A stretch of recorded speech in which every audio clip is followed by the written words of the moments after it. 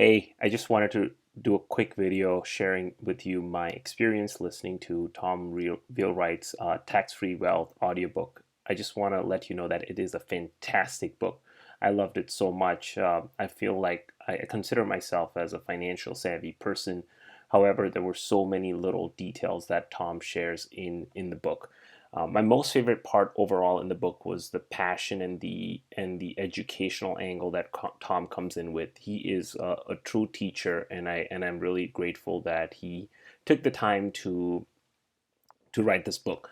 There were many things that I learned. I want to highlight maybe four or five things that I feel like could be game changing for you as you try to decide whether this book is right for you, and most importantly, implement what you learn from this book. So the first one I think that I really enjoyed learning was about the fundamentals of depreciation, amortization, how IRS credits work. So if you're not in the US, then there's similar tax credits in your country. So I really thought that was a cool little fundamental education.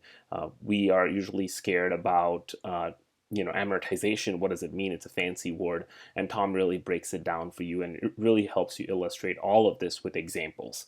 The next thing I really enjoyed learning was about the tax benefits with mining, oil and gas, and farming. I love to farm, and I thought this was really cool to a cool angle to really understand how the government will actually help you financially by reducing your taxes or not requiring you to pay much higher taxes if you invest in some of these industries. The next thing that I really enjoyed learning was about the downsides of putting real estate into an IRA. So basically putting a tax shelter into a tax shelter. So Tom really explains that in great detail in his book.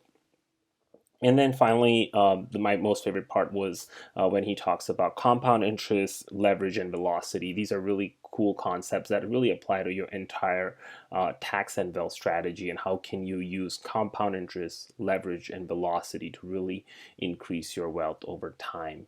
And then last but not the least, Tom has really funny stories to share throughout the book.